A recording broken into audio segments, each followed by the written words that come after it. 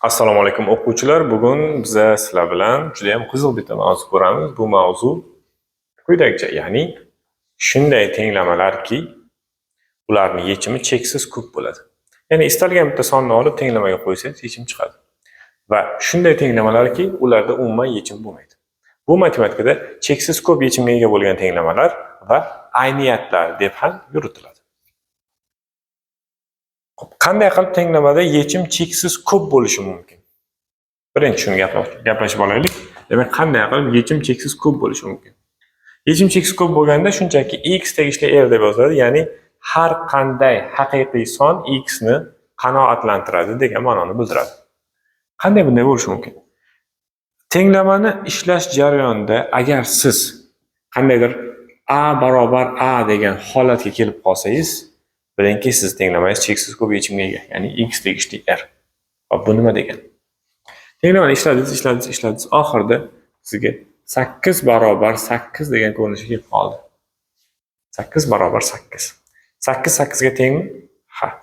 Demak, siz x o'rniga har qanday sonni qo'yishingiz mumkin va tenglama to'g'ri chiqaveradi. Bu degan tenglama cheksiz ko'p yechimga ega yoki x tegishli r, ya'ni har qanday haqiqiy son, har qanday real son x ni qanoatlantira oladi. Bu birinchi holat. Ikkinchi holat bo'lsa, tenglamada umuman yechim bo'lmaydi. Ya'ni hech qanday son x ni qanoatlantira olmaydi. Shunaqa bo'lishi mumkinmi?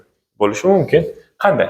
Misol uchun siz tenglamani ishlash jarayonida a barobar b degan xulosaga kelib qoldingizda va a bilan b o'zaro teng emas ular. Misol uchun aytganda, tenglamani ishladingiz, oxirida 8 barobar 6 degan holatga kelib qoldi. 8 6 ga tengmi? Yo'q, teng emas. Demak,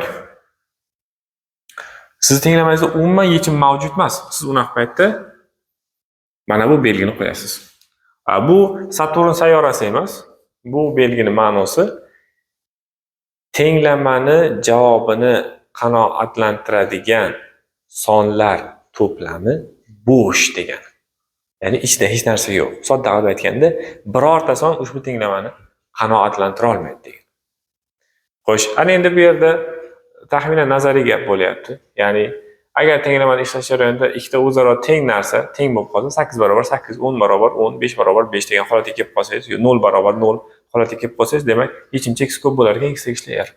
Agar ikkita o'zaro teng bo'lmagan narsa teng degan holatga kelib qolsa, unda o'z-o'zidan bo'sh to'plam bo'lar ekan, ya'ni yechim yo'q. Haqiqatda tenglamalarda qanday shunday bo'lishi mumkin? Keyin mana bu tenglamani ishlab ko'ramiz. 2 ni 1 ga ko'paytirsa 2, 2 ni minus 2 ga ko'paytirsa minus x ga minus 2x plus 5x barobar 3 kara x, 3x, 3 kara 1 3. Endi buni soddalashtiradigan bo'lsak, 2 minus 2x plus 5x natijasi 3x. Bu yog'i 3x plus 3. Hop, 3x ikki tomonda ham bor, demak ular qisqarib ketadi. Sizda oxirida 2 barobar 3 degan holatga kelib qoldi. 2 3 ga tengmi? Yo'q. Demak, tenglama yechimga ega emas, ya'ni bo'sh to'plam belgisi qo'yiladi. Ba'zi bir o'quvchilar ustoz tenglamani ishladim, yechim chiqmadi, javob chiqmayapti, javobi yo'q ekan.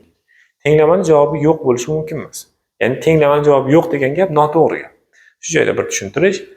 Matematikada tenglamani ishlash deganda uning barcha javoblarini ko'rsatish yoki javobi mavjud emasligini isbotlash tushuniladi. Agar siz tenglamani ishlasangiz va oxirida bo'sh to'plam degan narsa chiqqan bo'lsa, tenglamani javobi mana shu. Bu tenglama yechilmadi degani emas, tenglama yechildi. Tenglamani javobi o'sha haqiqiy sonlar to'plamida mavjud emasligi isbotlandi. Shu yechim bo'ladi. Demak, 2 barobar 3 deganga o'xshagan holatga kelib qoldi. Buni holatda 2 3 ga teng emas, o'z-o'zidan bo'sh to'plam. Ya'ni birorta x o'rniga qo'yilishi mumkin bo'lgan son yo'qki, u 2 ni 3 ga tenglab bera olsa. Yo'q.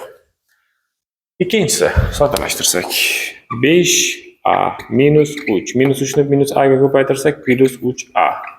Barobar minus 2 ni 3 ga ko'paytirsak, minus 6. Minus 2 ni minus a ga ko'paytirsak, plus 2a. Soddalashtiradigan bo'lsak, 5a ga 3a ni qo'shamiz. 8a. Keyin 2a ni bu yoqqa minus qilib o'tkazamiz. Minus 2a. Barobar minus 3 ni bu yoqqa plus qilib o'tkazamiz. Minus 6 plus 3. 6a barobar minus 3. Buni ishlaydigan bo'lsak, a barobar -0.5 degan yechim chiqadi. Bitta yechim bor ekan. Endi 3-holat. Mana bu tenglamani ishlasak, 1/2 ni 8y ga ko'paytirsak 4y. 1/2 ni -6 ga ko'paytirsak -3.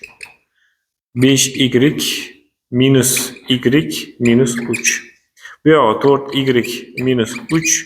Bu yoq 5y dan y dan ayirsak yana 4y -3. 4y bilan 4y qisqarib ketdi, -3 bilan -3 qisqarib ketdi. 0 barobar 0 ko'rinishiga kelib qoldi. 0 0 ga tengmi? Ha, teng. Demak, y ning o'rniga biz xohlagan sonimizni qo'yishimiz mumkin. Y tegishli r, ya'ni har qanday real son, har qanday haqiqiy son y ni o'rniga qo'ysa bo'ladi. Ana endi quyida 3 ta tenglama. Bu tenglamalarni qaysi birida x tegishli r, ya'ni tenglamaning yechimlari cheksiz ko'p degan javob chiqadi. Qaysi birida bo'sh to'plam chiqadi va qaysi birida bitta javob chiqadi. Javoblaringizni kommentariyada qoldirishlaringiz mumkin. Bugungi darsimiz tugadi.